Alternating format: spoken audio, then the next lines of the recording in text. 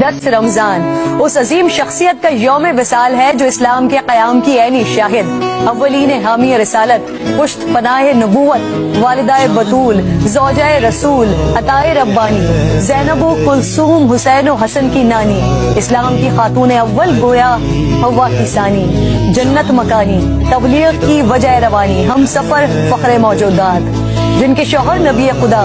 رفیق حیات مصطفیٰ، جن کی بیٹی ام حبیبہ، داماد شیر خدا، توقیر چوکھٹے سردار الانبیاء،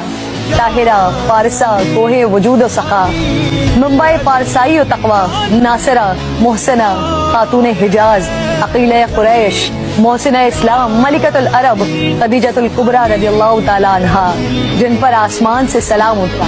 بغیر کسی توقف کے ایمان لانے والی،